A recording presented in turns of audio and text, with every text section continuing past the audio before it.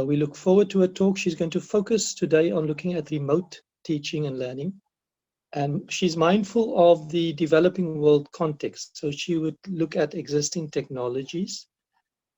And so we look forward to her talk. Before she starts, I'd like to just remind everyone to please switch off your videos and microphones during the talk.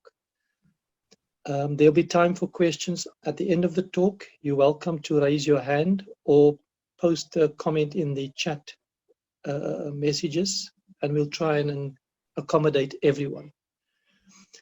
And then at the end of the talk, we'll ask Professor Soga just to conclude the meeting, and then we'll proceed from there. And also to note that this will be made available as well on our website, the full webinar. So without further ado, I would like to hand over to Chaya. Welcome.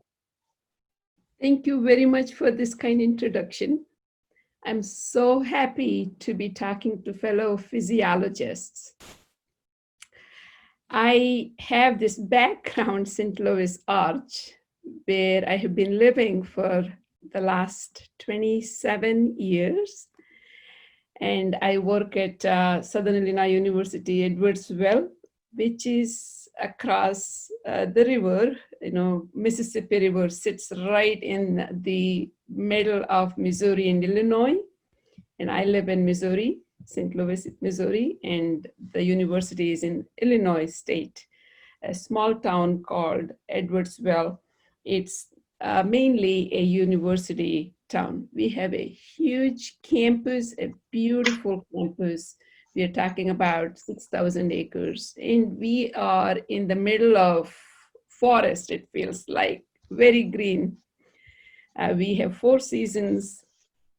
Now it's almost the end of August, beginning of fall, and this is just a satellite view of the distance between St. Louis and Edwardsville. The river cuts the 2 towns. So now let's get to the purpose of this meeting, the teaching method that's most practical in the current situation. Now, I was hoping to do a poll, but we can just think about what we typically have been doing or what we are doing currently.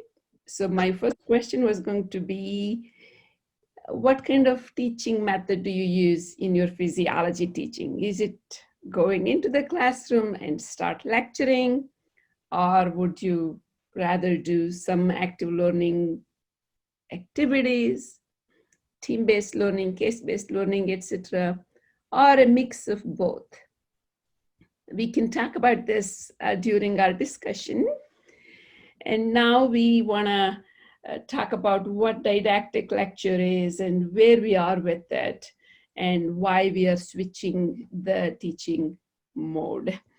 A didactic lecture is when you are in the classroom, you are addressing the students, and students are listening to you. There may be some interaction. You may pose questions. They may ask you questions. That is interactive type of lecture, better than just the passive lecturing.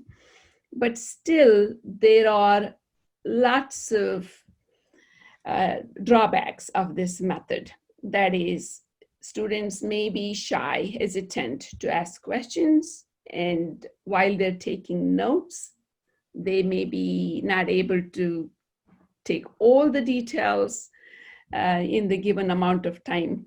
And students may be multitasking now that there is distraction, such as the phone and the computer, etc. So students often fall asleep when you're talking to them for a long time. The human attention span is only about 5 to 8 minutes. And imagine us lecturing during COVID-19 pandemic.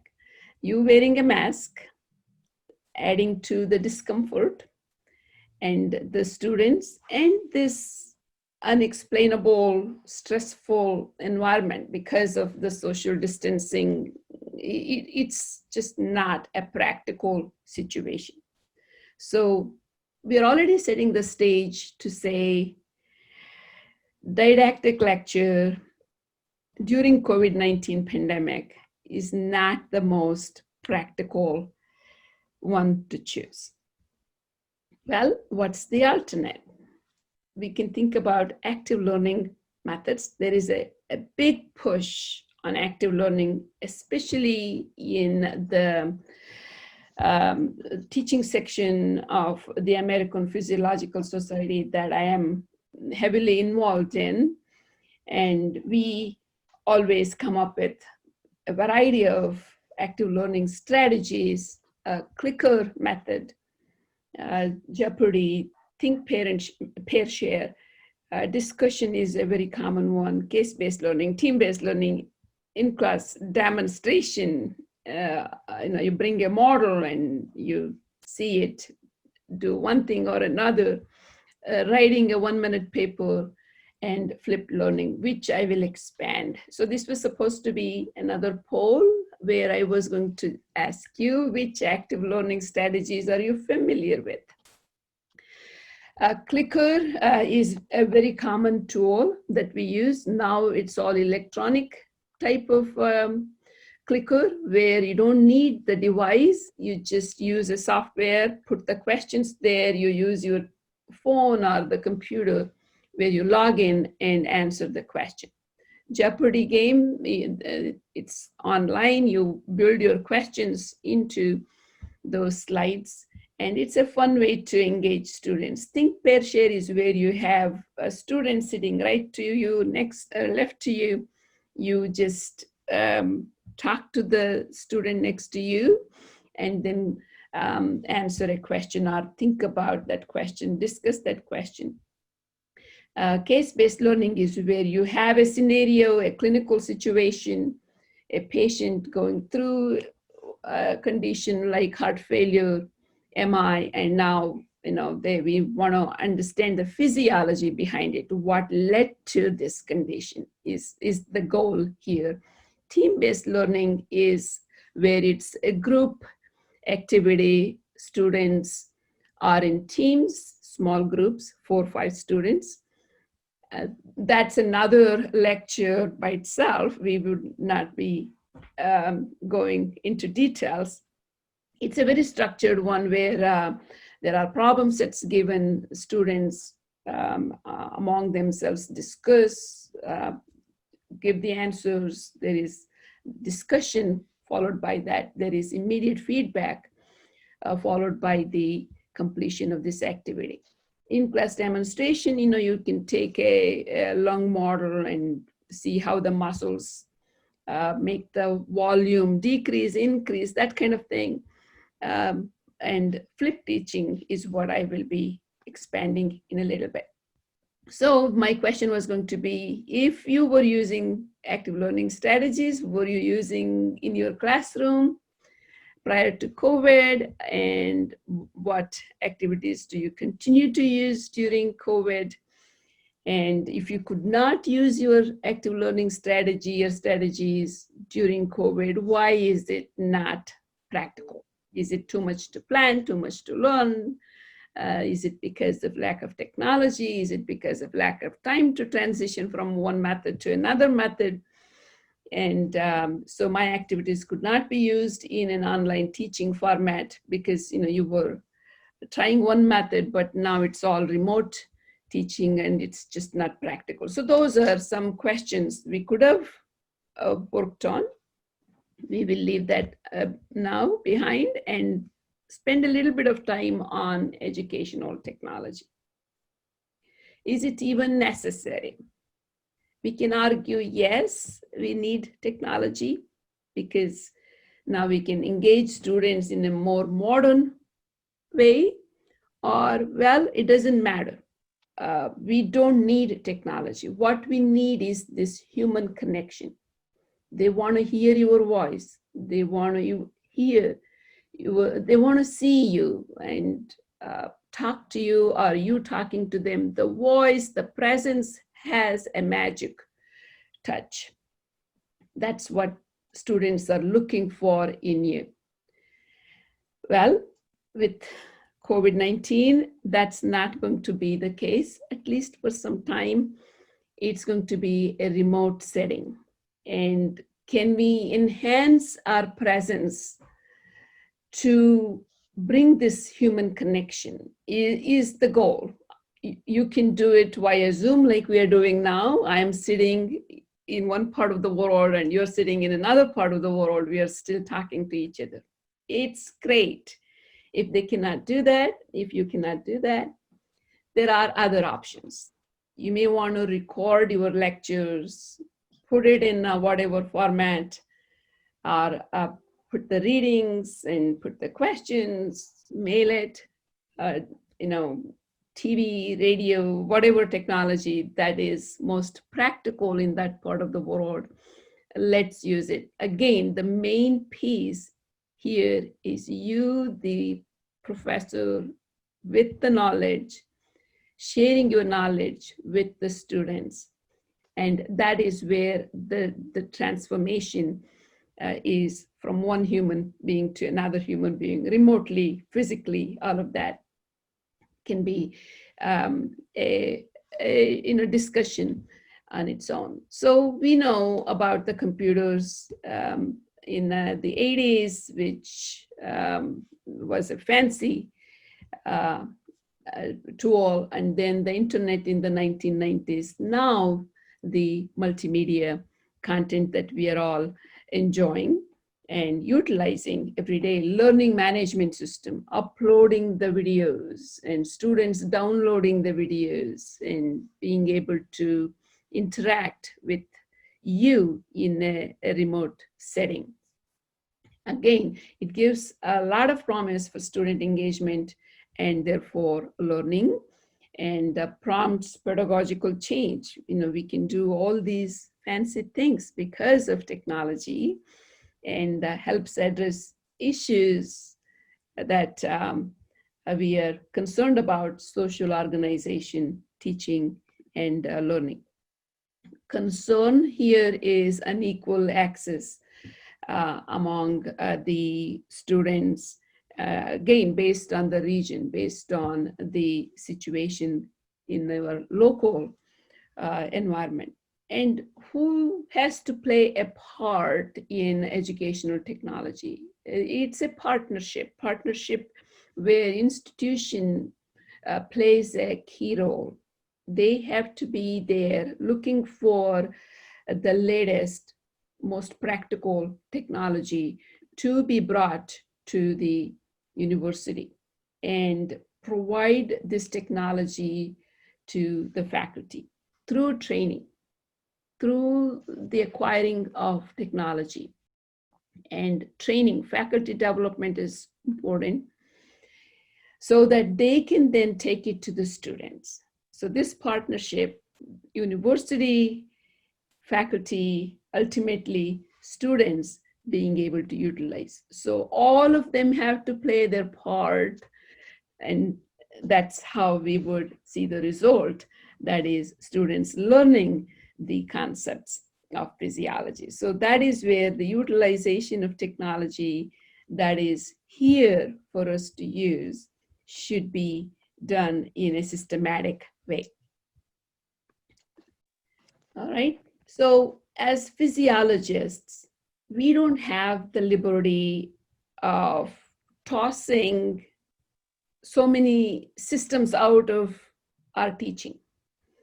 We have to teach 11 systems, especially for students that are going into one or another health profession, medical, dental, and so many other allied health programs, is where you need to introduce all of the basic physiology content before they're let loose to do the clinical learning. So that's where our hands are tied. Active learning is great, but if we incorporate active learning all the time during class time, That's not going to give us enough time to do the teaching, to introduce the content. So you have to pick between one or the other. So you need to look at who your student body is, how important for them to learn all of the systems, how kidneys function, how the heart functions, how the nervous system functions. You cannot leave one from the other. We know about homeostasis. All systems work together to bring harmony, to bring this one working condition, one normal situation. So it's not a English class where, you know, there are 10 books. If you don't cover 5 books, you're still okay, right? But here, now we need to cover all the systems. That means we need to find a method that works for us, where we move away from the didactic teaching, incorporate active learning, because we see through literature that active learning is the way to engage students and their knowledge. So this is where I was struggling. I was teaching the way I was taught. In my days, my professors only had 2 things, a blackboard and a piece of chalk, not even color chalk. So it's just the white chalk and the blackboard. That's all. There's not even a projector to project the images on the screen. There was no screen. So we paid attention, we took notes, we memorized things, we learned totally in a different way than the way I teach today. All right, so when I came to the teaching, I started the same way, but soon realized that that was not practical. You know, American Physiological Society, the teaching section, and my interaction with peers have been a part of this learning as well.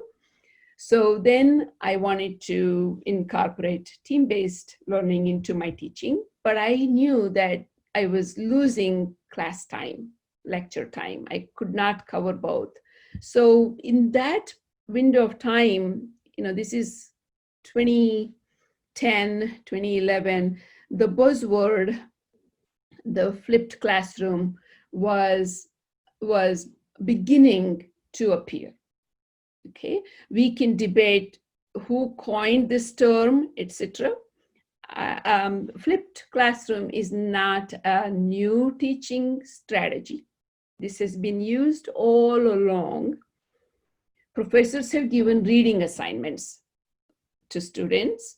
They may have given some problem sets, and they may have asked them to go over those and to, you know, solve those problems so that they can turn it in, and then they could discuss it in class. So that is flipped classroom, but nobody called it that way.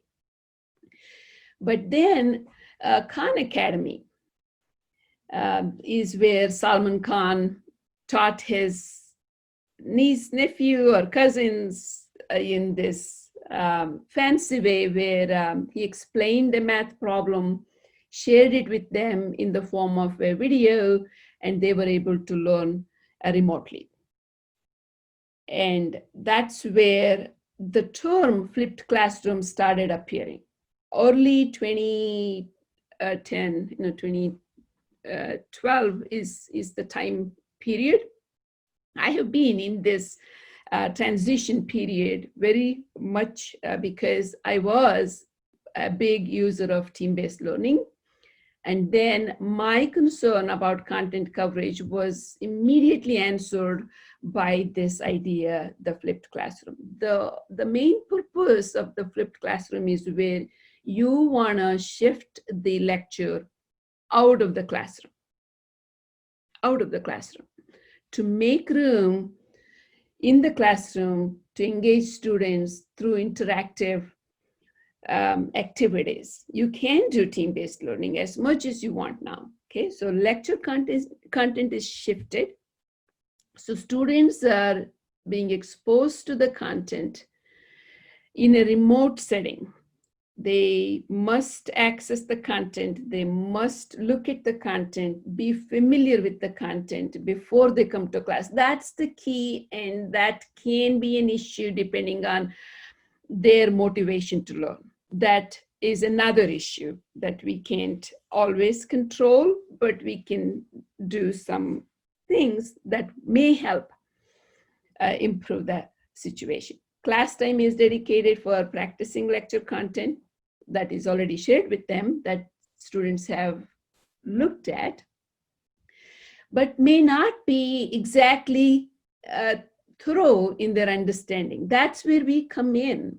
We want to ask them, did you understand the content that was given to you ahead of time? Where do you need my help? What can I do to make you understand this better? So that is the first part in the classroom. So you're not giving an entire lecture all over again, but you're explaining difficult concepts. A cardiac cycle, all the vocabulary terms that they have to put together on their own versus you going in and explaining this in a beautiful step-by-step event. First this happens, next this happens. Students have already seen you explain beforehand, but now when you are explaining in front of them, that becomes a beautiful way to understand for them. So that happens in the form of mini lecture. Then you would have activities for them. It may be a group activity, a team-based learning. It may be a case, whatever it is that you choose. So you would apply the knowledge that they have now learned, hopefully, and now they would solve the problem. Okay, so this is where the distance between you and the students is less, because you have connected with them already outside of the classroom in a remote fashion, and now they're seeing you in action. You're not lecturing, but you're free to answer their questions. So the intimacy between you and the students would only improve. And now this also allows another opportunity for students to interact with peers. That has a great deal of benefit. They learn how others think, how they approach the same topic in different ways. So it adds so many layers of benefits to students. They have seen the content, they hear from you again, they interact with you in class, they interact with peers. So these are the benefits that just made me be very convinced that this is it. This is solving my concern as a physiologist. I don't have to worry about not teaching, not giving all of the information. Now I can do this very comfortably. Okay, I want to caution you, just because you have the advantage that you can teach all of the content you want, don't overdo it.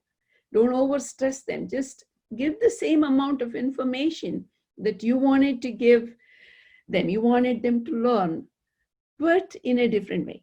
Okay. So content is repeated multiple times in this method. Okay, pre-class, that is before they come to class, during class, in class is how I call it.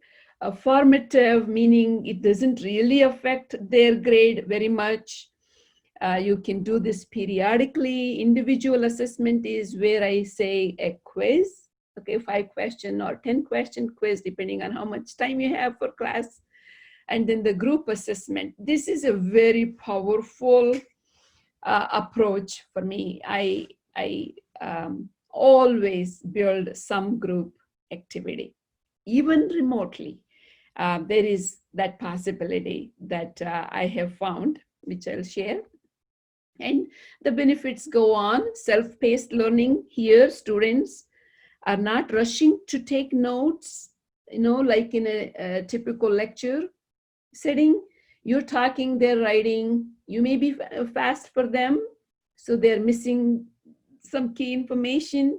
that may affect the learning. But now with the video or the reading or whatever you have shared with them ahead of time, they have to take the time to look at it at their own pace. That way they can repeat the video, they can pause the video and take notes, etc. Allows integration of the latest educational technology. If you were, playing with new technology, yes, it allows us to use the device to record lectures nicely and upload, that type of advantage. There is a lot. In fact, flipped classroom is considered as like a more sophisticated only for those with technology, but I would disagree with that. It is not just for those with technology. It can be done even without technology. That's the beauty of this teaching method. All right, so the technology I'm talking about is learning management system, recording devices, and there is plenty of evidence to suggest that flipped classroom is helping students, helping faculty like us who are particular about dealing with content. All right, now this methodology is elaborated. What all can you share with students ahead of time? This is pre-class. You can share readings, slides, lecture slides. If you make your own videos, great. If you find videos online, there are plenty to pick from, all sorts of things. Again, you need to spend some time choosing those, and maybe a study guide, maybe like practice questions type of thing is what I typically use. And then tie all of this into some sort of individual assessment, assign a few points. This is a formative assessment. Why do we need to do that? Is where it's very simple. If you tell students that there are points that they can earn, their incentive to do this is great. All right, so that's where individual assessment is important. It's not a high stake exam. It's just to see if they have even opened the pages. All right, so that kind of basic questions, factual details is what you are talking about. Structural and functional units of the kidneys is the kind of question I'm suggesting here.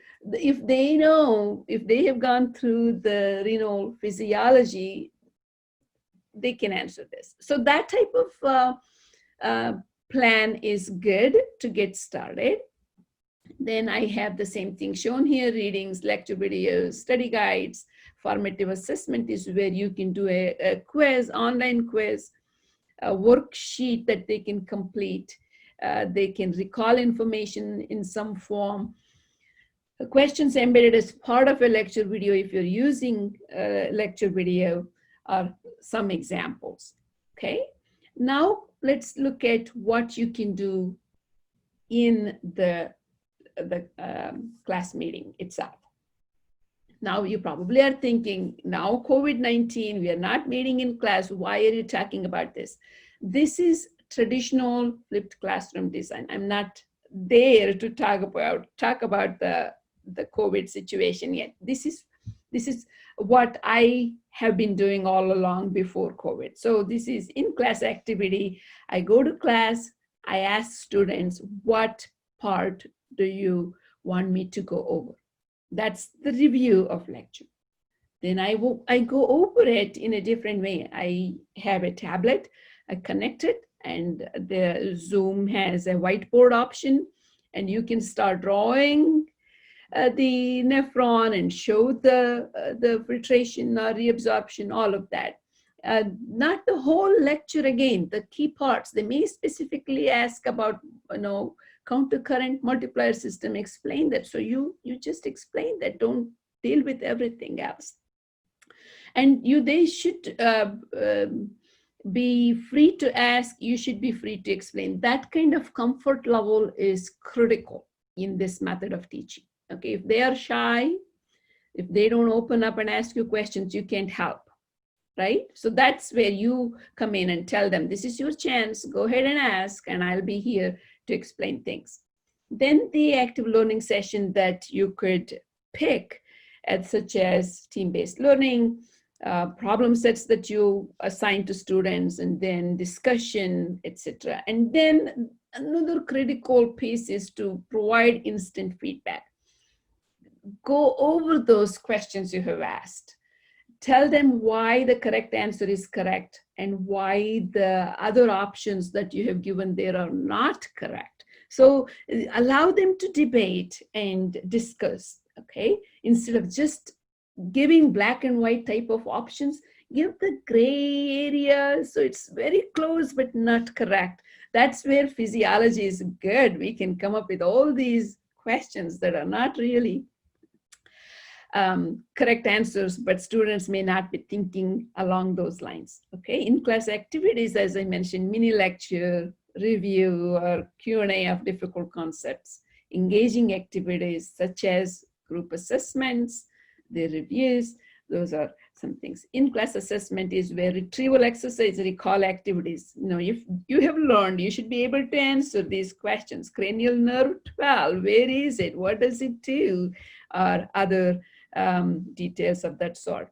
Problem sets, team-based learning, case study scenarios, clickers are all approaches that I use typically. All right, so student performance in the flipped classroom versus traditional lecture method. This is the data that I have gathered from my classes. I'm going to go through quickly. So this is where I compared flipped teaching performance versus the non-flipped teaching scores from the major exams, and you can tell that there is a big difference.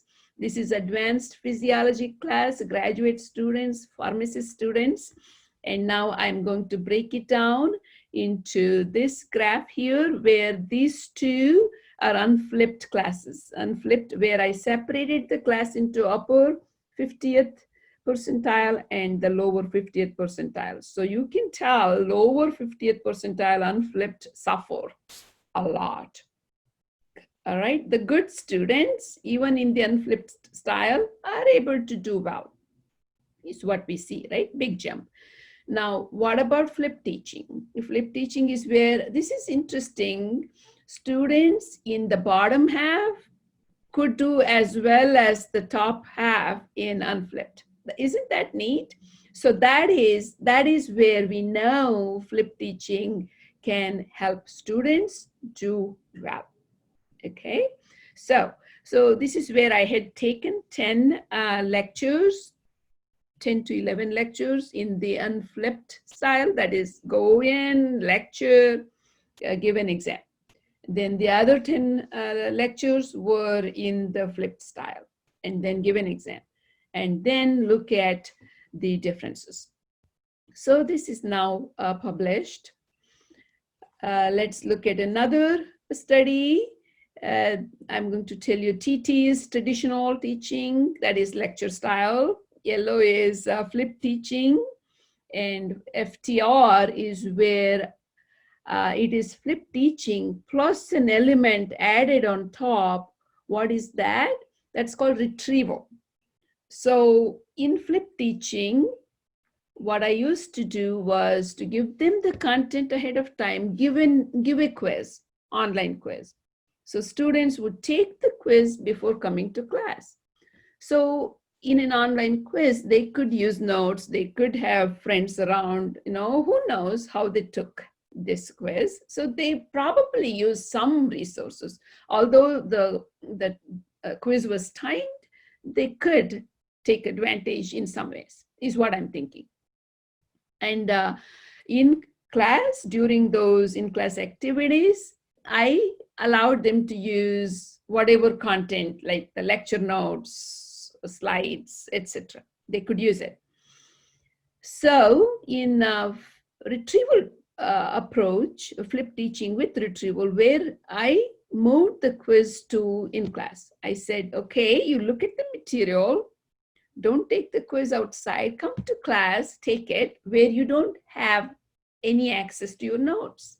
So you need to know your content better. You need to have it memorized, learned well. So that is where retrieval, meaning they're retrieving their knowledge from their learning ahead of time.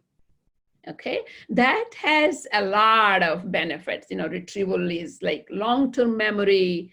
Students do well over long-term, etc. So that is the next phase that I was testing, and you can tell both were significantly different from the lecture method. And now we separated them into above median, below median. Beautiful thing that I was able to show here. This is an undergrad class, okay, where students, both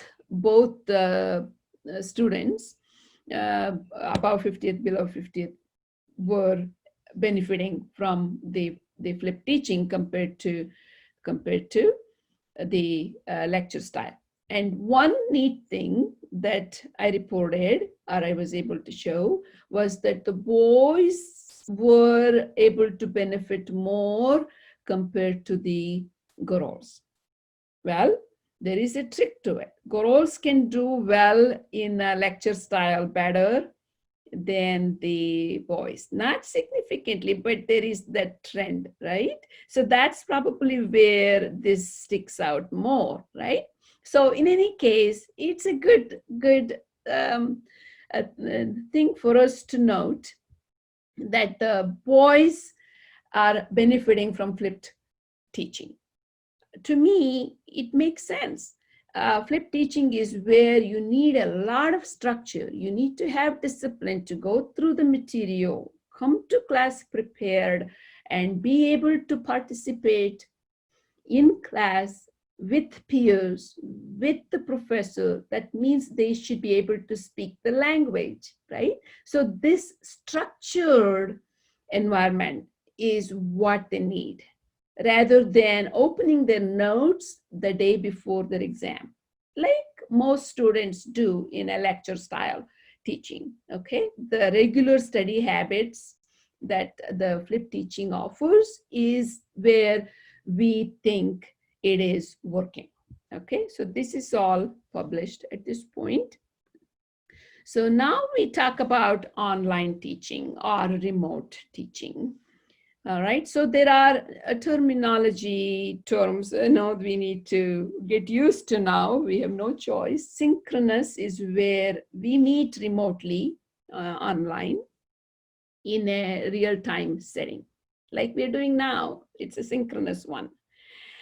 Asynchronous is where I would have recorded my lecture and you would be given this lecture to look at whenever it's convenient for you. So that's one other method, very common method that is used even today. Anytime you heard about online teaching, it was 99% of the time asynchronous.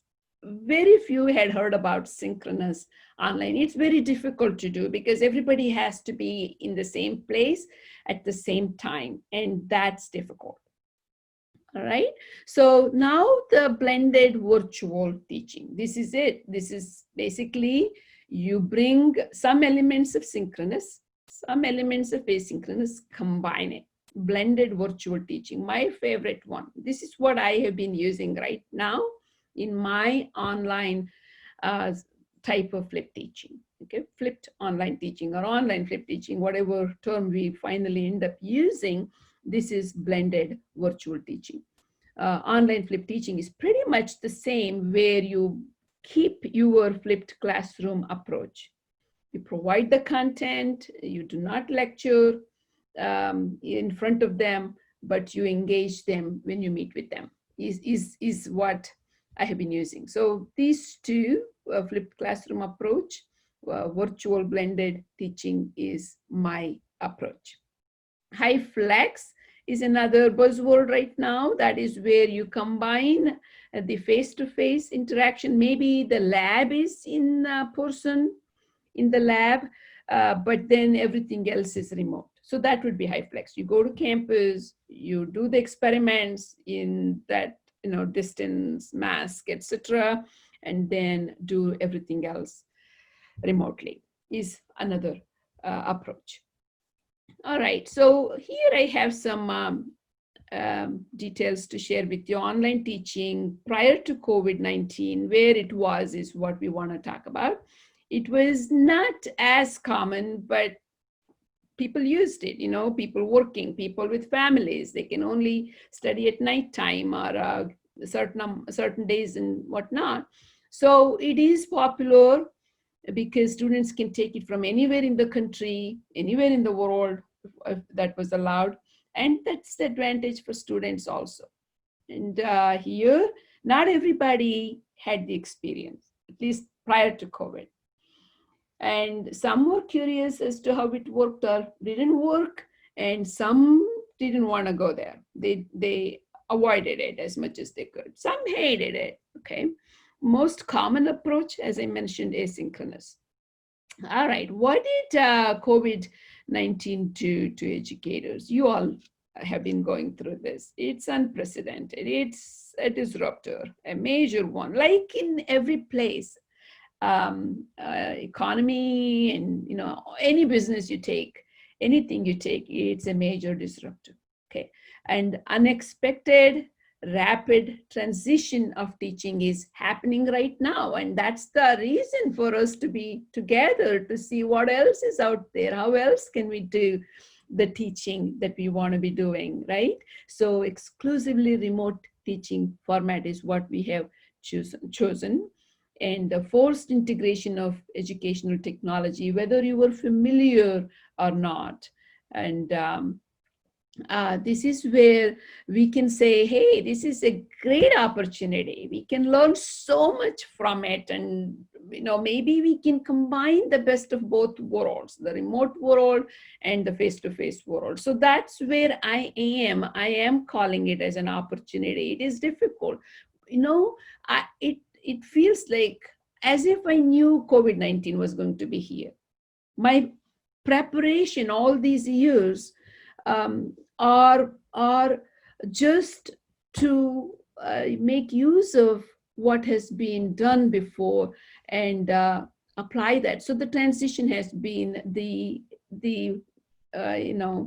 easiest here for me. Here is one survey data that I happened to find. American Association of Collegiate Registrars and Admission Officers is a little outdated now. There may be better ones. They were thinking about what would happen due to COVID, right? So here they say the semester-based system may disappear. All right. Then Gen Z is the student body from the time of 9/11. Okay. So they are the most modern students. Okay. They are online all the time. They are forced to be online all the time. So the teaching design semester system may go away. And more than half of the college and universities are now staying fully online for the fall 2020, the current semester. You have heard of the latest news. Major universities, University of North Carolina, Chapel Hill, closed the campus overnight. All right, they couldn't keep students distanced, and Michigan State University followed the same footsteps. So basically, some of them thought they could open, but no, they cannot open. And this is news every day, pretty much. And again, it's a very scary thought. 62% are considering decreasing or have decreased the number of in-person courses for fall. Yeah, our university is using the low density approach. We have the freedom to choose online or face-to-face, whatever is the best format for you. They're not saying you should use this or that. It's up to us how we handle it. The class size is minimized. It's not 150 students. It's 50 or less. And then if you're comfortable teaching online, they would be happy with that, is the approach. The lab courses are on campus. Again, lots of plans in place to separate students, keep the distance, etc. But still, it's not all sorted out, in my opinion. So predictions keep coming. That is anywhere from a 15 to 25% decline in enrollment. In-person on-campus instruction will not begin until spring 2021. That's just an estimate that may be pushed further. Colleges and universities worldwide may be forced to close. Some of them that were not doing well already may not be able to sustain this pressure. And now there may be more pooling, merging of many institutions. And we are seeing this already. All right, so now I want to shift gears to talk about a project that I am currently involved in. This is an NSF-funded project. All right, so I call it iFlip, Innovative Flipped Learning Instructional Project. What it is we have recruited 24 faculty members, 12 from our own university, and then 12 from a nearby community college. Community college is a 2-year college where they give diplomas. So this is my team, 5 of us. Georgia Precy, Julie Ficker, she's the head of the community college campus, Sharon Locke, and Lynn Barthouse. Great team. So I mentioned the study design already. 2 cohorts, the 24 faculty that we work with, we recruited 12 in the first year, recruited 12 in the second year. So we are in the end of second year right now. And SIUE, my school, a public university, and a local college, again, it's nearby in the St. Louis area. iFlip training was given by me. I ran a semester-long training period. For the first cohort, it was face-to-face type of training.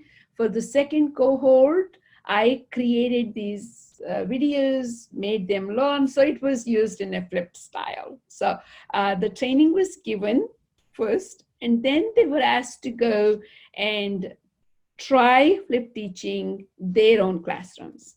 Okay, so first cohort would mentor the second cohort while they were also implementing flip teaching in their classrooms. So that's the design.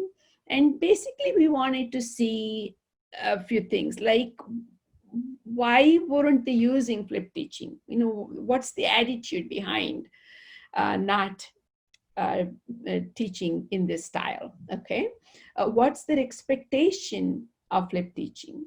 Okay, what's holding them back? Okay, is another thing. How do faculty expectations relate to their flipped classroom implementation experience? How do faculty perceive the experience of implementing a flipped classroom? So what do they expect first? And what do they experience while they're doing it is what we really want to get out of this. How does the experience of flipped teaching affect faculty attitude towards intention to use, self-efficacy in using this method? So that's the main thing we want to measure. Second thing is, how does it compare between a 4-year college and a 2-year college is another thing we want to look at. And then come up with this most practical teaching model that we can come up with based on this data. Okay, so let me give you the story in 2 parts. That is the project prior to COVID. Who would have expected COVID to happen, right? So the training happened as planned beautifully. Cohort 1, we call them as developing group. All right, so they already had the training. They had flipped their classes over 2 semesters nicely. The 3rd semester of their testing, was when the COVID-19 took place. Cohort 2, the novice group, the newer group, were just starting to flip. So we have this amazing opportunity to look at the data from these two groups. They tell us different stories altogether. Okay, so this is cohort 1. Remember, they had tested 3 times. Okay, so this is the data before they flipped. All right, and then after they flipped the first time, the second time, the third time. Okay, you can tell knowledge of flip teaching jumped, and then self-efficacy was already high, and it remained high throughout, which is a good thing to confirm.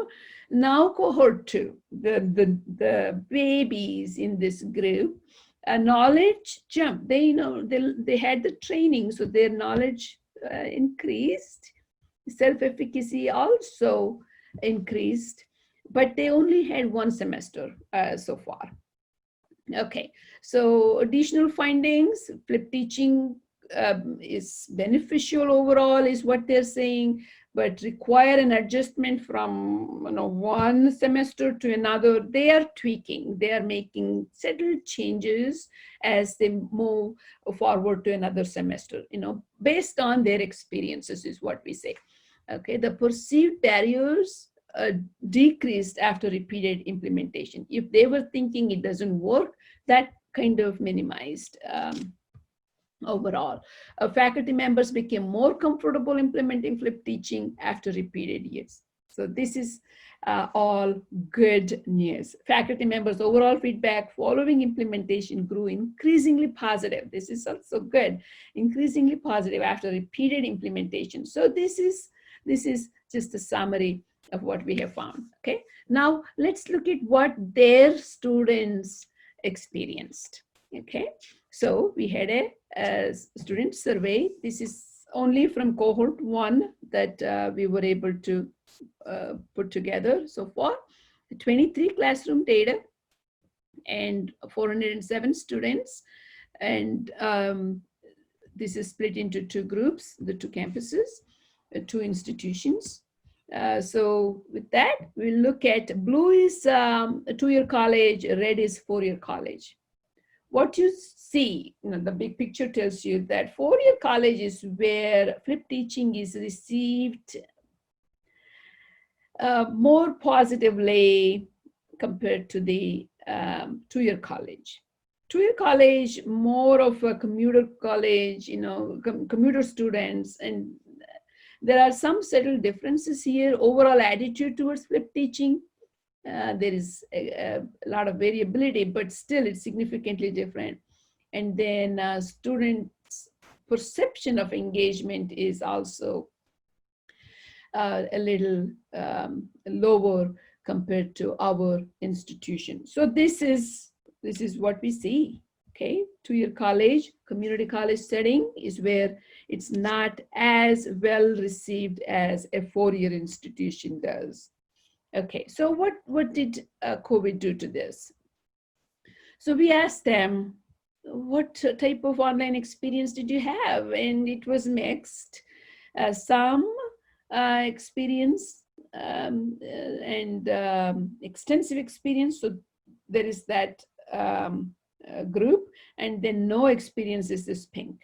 Okay, so that's where they were, our faculty, our participants. Then they say, what format did you choose to use for your online teaching during COVID? We asked, and majority of them chose asynchronous. They did not want to use synchronous because it has to be structured and it takes time. This was easier to choose than this one. And students and faculty all were in a shock. So it's like a lot of stress, a lot of anxiety, and you can appreciate why they were choosing that. Confidence in switching from the flip to the online format. It's important, it's flipped to the online format is where there were other choices to choose, like not useful, not at all useful, but I'm pleased to share that most of them, the orange and the, sorry, not the orange, pink and the blue is saying it was very useful or useful. Orange is just a small percentage, maybe 10% of the faculty said neutral. Again, okay, you know, it's okay, it's doable approach. Then no, it's not useful. That nobody said that. Okay. Good. So now I flipped faculty transition to online teaching. So we said, what helped you in your online teaching? Tell us. So they say all of the pre-class assignments and assessments were useful or very useful. Again, there were choices, neutral, not useful. None of them chose those. So I am happy to say that flipped teaching was like preparing faculty for this COVID situation. They were happy to just migrate the content to an online setting, a pre-class content. Strategies used in flipped teaching were again extremely useful. So that's all good to know. But there is a problem in class student engagement. This is where it's a mixed bag. There you go. For the first time you see not useful. Not useful. Flipped teaching is not useful. Again, this is only about 5% of the faculty saying the very useful is still a winner. Okay. In-class student engagement was still working for those that were doing flipped teaching. Okay. So that is a great thing for us to take a note of. Neutral is okay kind of attitude. Okay. So what did students say for online learning through this semester of COVID-19. All right, so I have all three graphs here to show you. We asked them, what's your experience about online learning?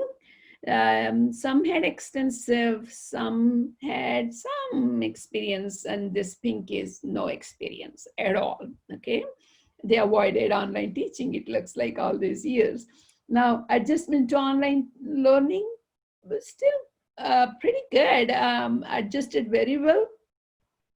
Still adjusting or finding it difficult. So 1/3 of the class, 1/3 of the students said it was difficult. Now, confidence in completing course in the online format, this is where we see a big mix, right? So not at all confident, this is yellow, okay? 1/4 the class almost is like not confident because they are in this confused state and they are worried about their performance. All right, so that's the data I wanted to share. It's all hot off the press. It will be published soon. But you get to see it ahead of time. Now I'm going to share my own physiology classes that I taught during COVID-19. One class that I'm going to share with you is, before I even talk about classes, I'm going to share how I approach this period. So flipped classroom design during COVID-19, what have I been doing is what you're going to see. Pre-class content, you give the content for students to learn. I call that as asynchronous, meaning they can access videos and other sources at any time that is convenient for them, do it. Then virtual meeting via Zoom is what I'm doing, and that is synchronous, face-to-face. Okay, so that's real-time interaction. That's where I review difficult concepts. How do I review? As I mentioned, I use the whiteboard option on Zoom. I use slides that I have already shared with them. And then there's tablet. I know I should get some commission for publicizing this tablet, Wacom tablet or Wacom tablet, however you say that. So it's like really, I'm going to clear this. I don't know why it's happening. Clear all drawings. Okay, there you go.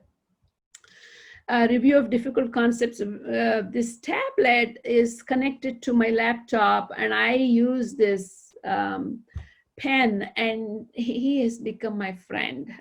Just draw these structures, the heart or the nephron, whatever it is, start explaining in a different way. It's not like an image on the slide, but it is my drawing that students love to see. You know, it's the live drawing, right? So that's what they like to do. Okay, so let me get rid of this box here. Okay, what's happening? I'm having trouble here. 1 second. I can advance the slide.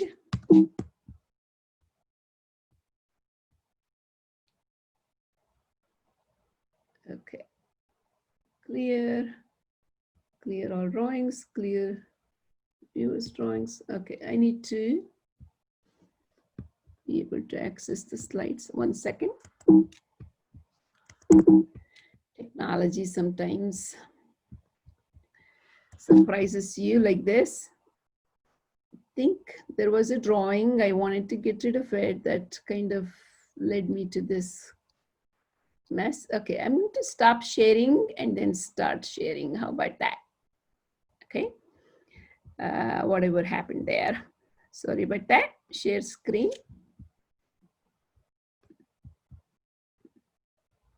Okay, hopefully we will be in a good shape. Yes, I can share. Okay, so then I wanted to say individual quiz.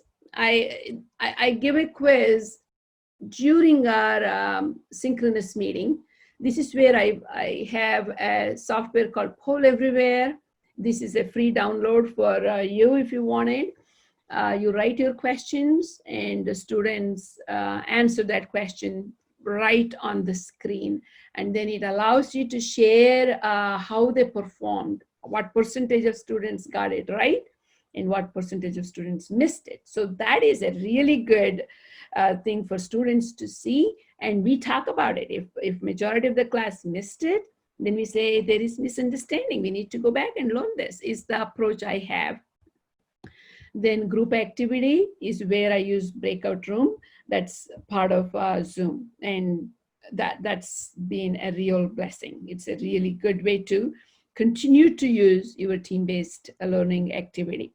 And then instant feedback is where we pull those questions again, you know, the group activity questions, the quiz questions, and I go over the questions and answers. And I ask students to answer those questions instead of me doing it. That means they need to know the answers.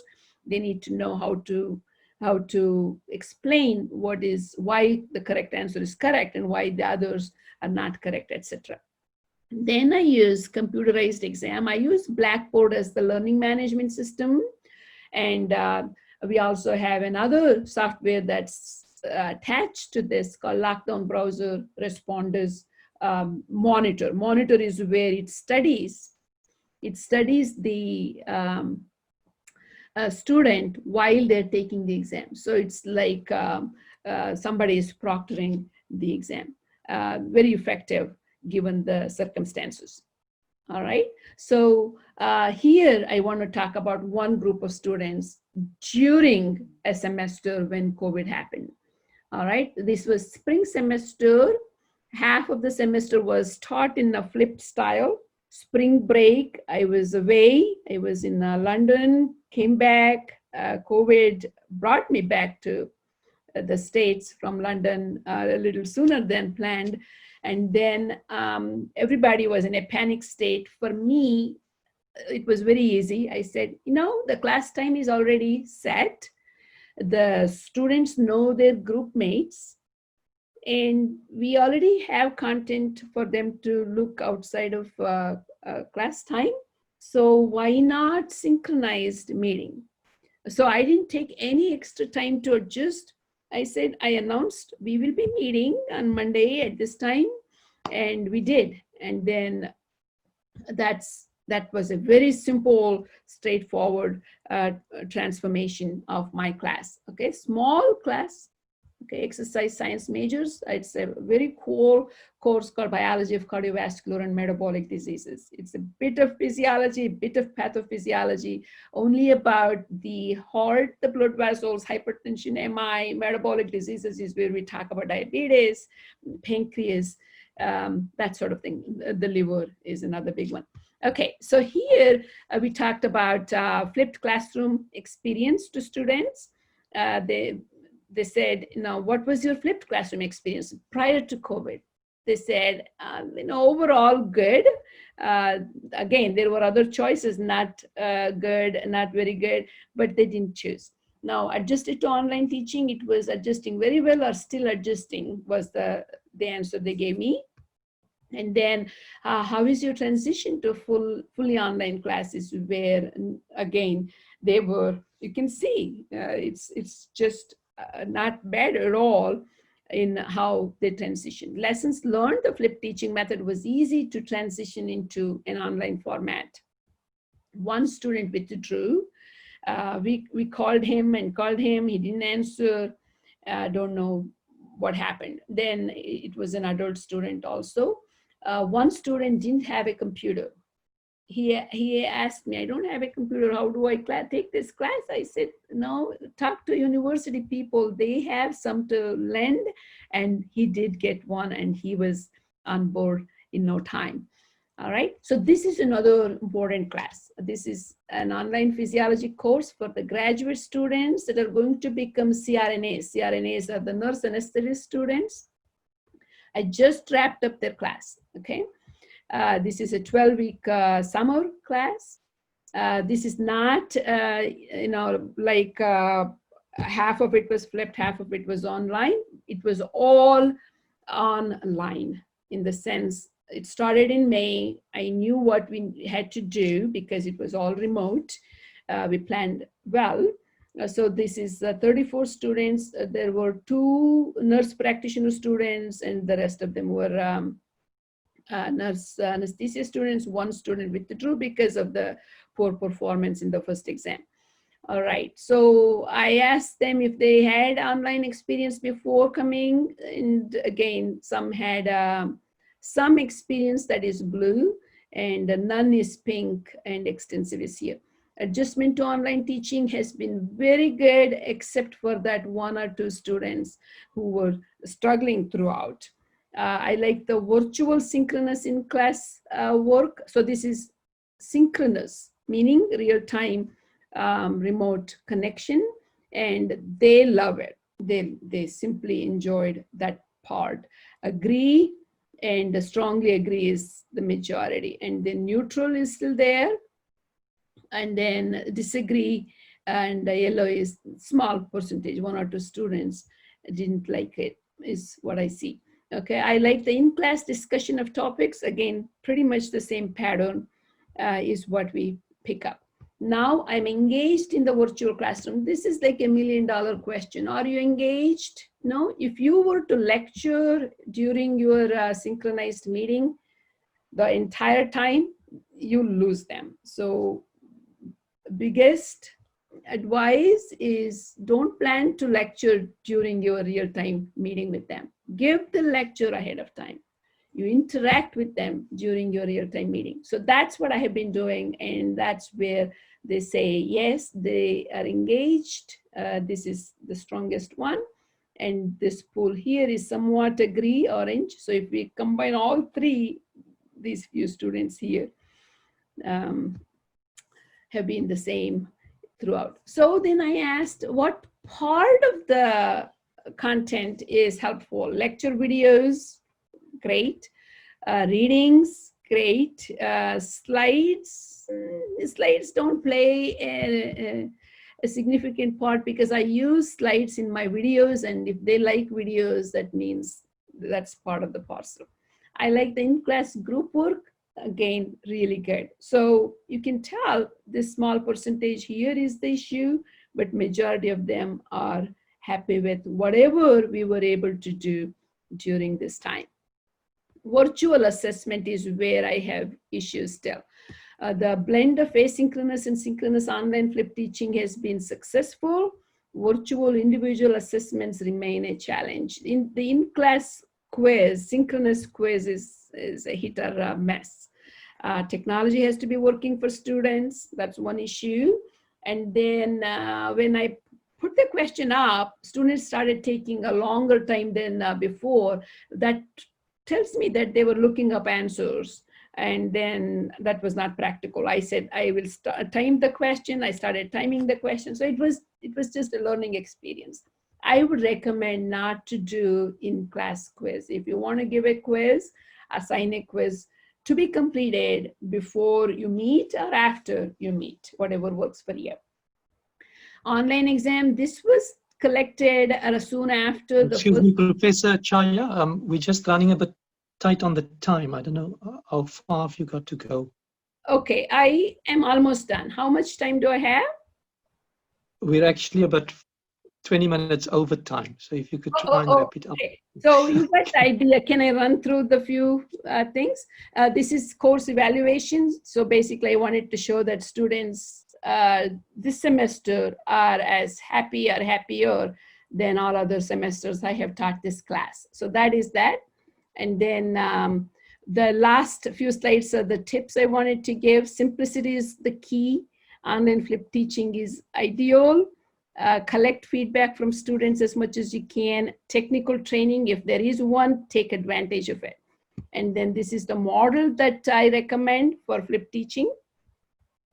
And then basically it's the same thing, but you have asynchronous activity as the pre-class, synchronous activity for in-class is what I recommend. And tips for successful implementation: do not rush to flip, plan well, prepare fully, be patient, be flexible, involve peers. It doesn't have to be one format. You have choice to make, get help, be prepared for some changes in student evaluations. Alrighty, so sorry about that. Okay, I'm done. I'm open for questions. Not a problem. Thank you so much for an inspiring talk. It's a bit over time, but I can see you're very, very passionate about the topic. I think we'll allow 5 or 6 questions or so, if people could post that in the chat group and the chat section. While we're waiting for them, I'll quickly start off. And you spoke about the flipped classroom. I was just wondering about 2 things. One was how useful would this be, the utility in terms of when we're looking at foundational knowledge? So number 1. And number 2, in terms of preparing students for assessments, their final tests and exams, because that's typically a more standardized form of assessment. So if you could comment on those 2 points, please. Right. Foundational knowledge is where you have to have the objectives that you would focus on, and you use that content for them to learn first and stress on it during your interaction with students. Then the assessments are where I believe in a regular assessment. That's called formative assessment. That only counts for a small percentage of the semester grade. Then you have the summative assessment. Summative assessment is the major exams. I give 4 exams in each semester. Okay, every 4 weeks in a 16-week course. So 4 exams, and they weigh a lot, about at least 20% of the total course grade for each exam. So that is where all of this preparation that we have been doing regularly should go in. Did I answer that question?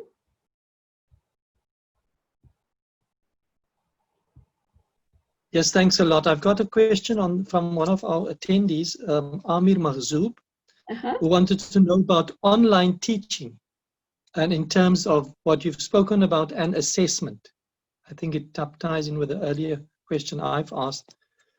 How do you relate that to assessment, and also in terms of the practical components that Correct. makes up? Again, it all depends on the technology. We have this lockdown browser, responders monitor type of thing. That's the best, I would say. I mean, there are similar ones with different names, different brands, obviously. So that's one approach. Then ProctorU is another one where your student has to go and sign up with this program where they provide a proctor who would be watching the student remotely. And that has had some glitches in connectivity, etc. So I'm not trying that at all. And then you can mail the exam, and they can give you the exam back or upload it to the learning management system. Again, use the technology that is there and do the best.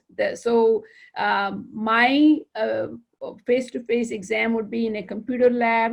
I open the exam on Blackboard, students would take it, but now that's not possible. So we have to do remotely. And there are times when I am not happy that students are taking advantage of the opportunity, but that's a limitation I have. I can't do much. Fantastic. And then we've got an earlier question that was posed, I just looked back, by Dr. Shifamba. You spoke about the 11 systems early on. Yes. And if you're early on, perhaps if you could just comment a little bit on that, please. 11 body systems. So, the skeletal, muscular, neuro, integumentary system, cardiovascular, immune system, respiratory, renal, reproductive, did it add up? Digestive. Okay, so 11 body systems. He's got a good idea, yes. So I thought I've got another question while we're waiting for some other questions. Your comments, we often find ourselves in developing countries with access to resources, and with the flipped classroom and so on, the so-called digital divide. Yes. What are your thoughts on that, especially if we look at the African context or other developing nations? If you could comment on that, please.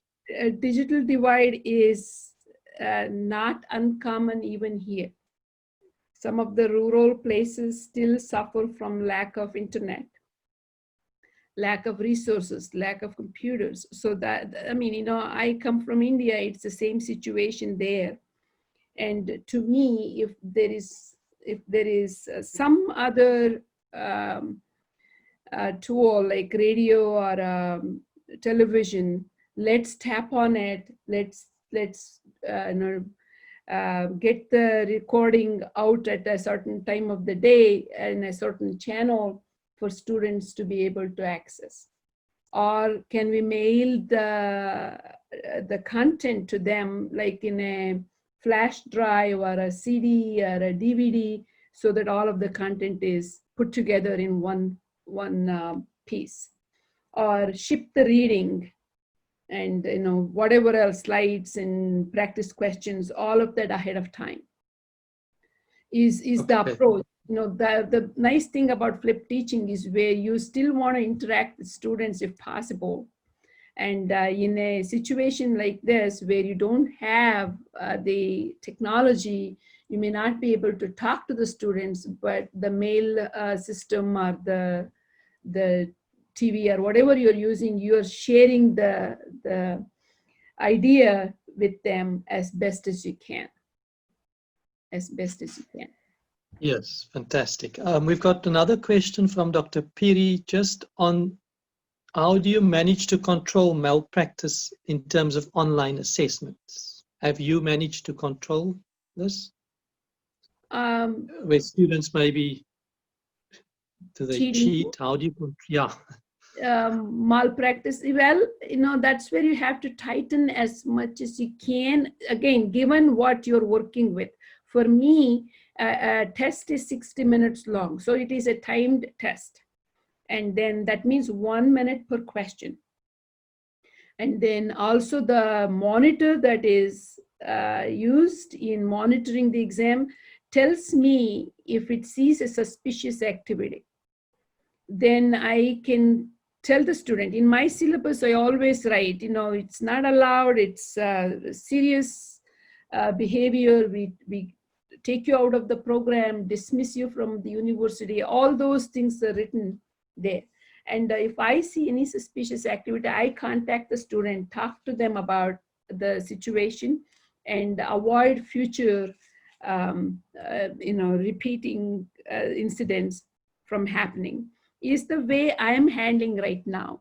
And you just have to let go. If you don't have the system in place, you can't control 100% like you used to before. It's a frustrating thing, but you just can't do anything about it right now. So you may want to tighten the approach, in the sense, write questions that are not easily, they can't easily find those answers. So that's my way of taking time. I spend a lot of time writing questions. The questions that I have released before, I consider them as gone, because once they reach the students, you don't know what they do with them. So you need to be replacing them with new questions. Yeah. So that's where my energy is, and my goal is to not to write questions that they can easily access from Googling or opening the book and finding the answer immediately. Be creative. Fantastic. We have to tie up, so I've got two questions. I'll combine it into one, and then we'll close the meeting. The one is, if you could just make a note, Prof. One is from Michael Sehota. If you could comment on problems faced in the classroom.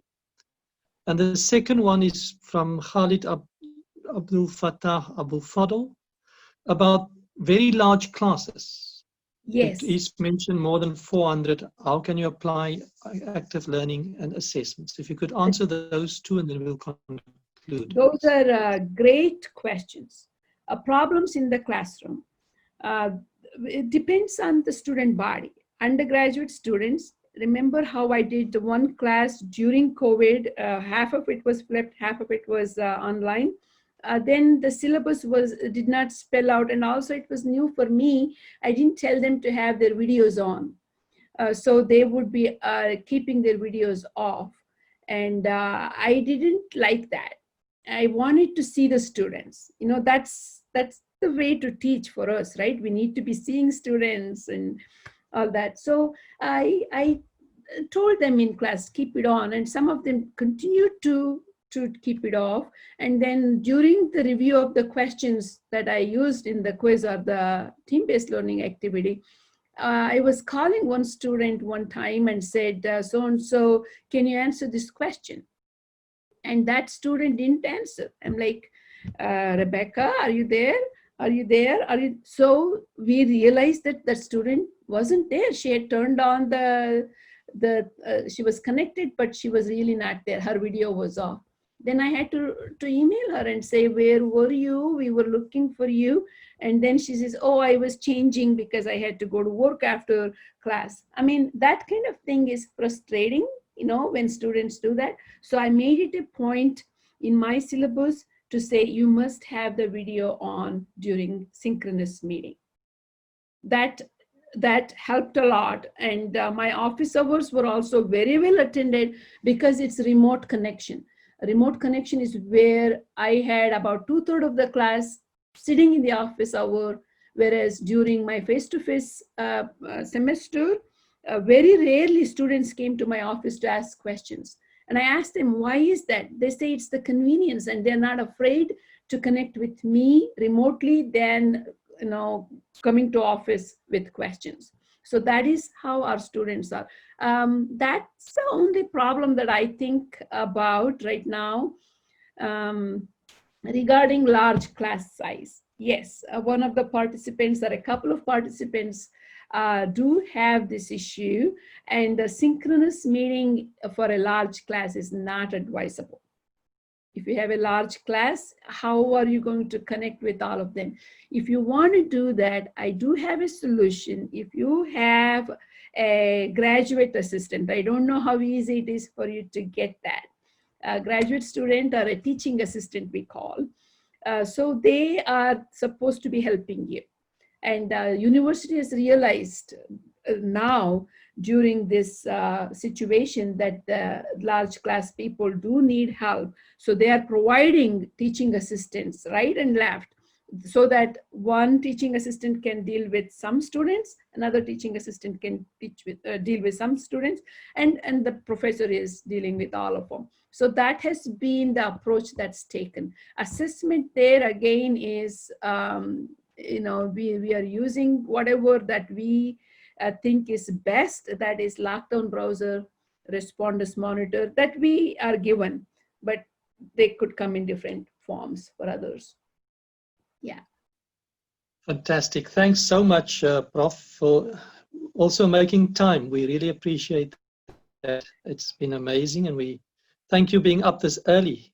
It's breakfast time your side. If you need any help, like if you are looking for content, if your faculty are not ready to record, if they need any of my physiology content, questions, or anything else, I will be happy to help.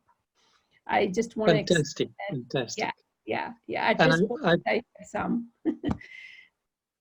Also want to thank all our attendees for your time. Thanks so much for your patience as well. And you've got your Prof. Chaya, can we share your email? So if anybody wants to contact you. It's in my okay, great. slides. I'll share the latest slides, and then anytime they can contact me. And thank you very much for this opportunity to talk to you all today.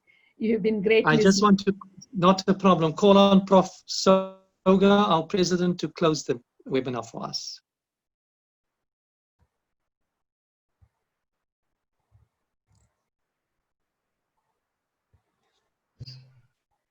Can you hear me now? Yes. Yeah, thank you very much, Professor Gopalan, for that wonderful lecture. You're welcome. I was going to ask a question, but I was not able to get on. But I just, before I round up, that we just bear it in mind that some of us use our own notes and our flip chart to teach, but some people copy from the internet and paste it on.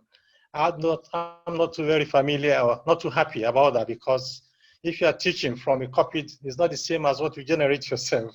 I hope our colleagues will understand that yes. What you produce is probably easier for the students to communicate rather than keeping and chopping and saying. But having said that, I think I would like to very much thank you, because with the COVID now, what your lecture has been very, very apt, because the flipped method which you are talking about is what most of us are able to use conveniently rather than Google this, Google that, and all those that, using Zoom. And with that, we've been able to get through online teaching. Some of the problems you have, which I think you mentioned, are some of them because you are not in the same classroom, they are in different places. In Africa, access, sometimes data access, sometimes power failure. Some of the students are not in the same locality, so it becomes a problem. So the advantage of setting the lectures, as you said, online before, and the students can now read about it. So even those that miss it when you are talking, you can always go back when you are doing your revision or teaching them again. So all those things you have talked today are very wonderful things for us, especially some of us who are old school are beginning to adapt to using flip charts to teach during the COVID era. So it's been a very, very useful talk. And I've seen all your references, which I'm going to work on, because now it's giving some impetus to try and see if I can write something on our own experiences and compare with what you have in Tennessee. So on the behalf of the African Association of Physiological Sciences, and especially the organizing committee, Fadel, Kennedy, and I think one more person, I'd like to thank you very much for this beautiful and wonderful lecture. And I'm sure we all go home completely satisfied for this brilliant lecture. Thank you very much. Thank you. I also want to thank Kennedy and Dr. Fidel Issou for helping me with this whole thing. And thank you. Thank you very much. If you have questions, please feel free to ask. I love what I do. I love physiology, period. And I'm so happy to be seeing so many of you here today. Yeah. Thank you very much. Fadel, over to you.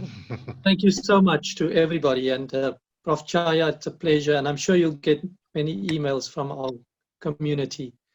And just for the last comment, for those who require a certificate of attendance, we can generate one for you. Please just email Ms. Nahla Mustafa. She will assist you. I wish you well. Have a lovely afternoon or morning wherever you are, and we'll chat again soon. Thank you. Bye. Bye-bye. Thank Bye. you.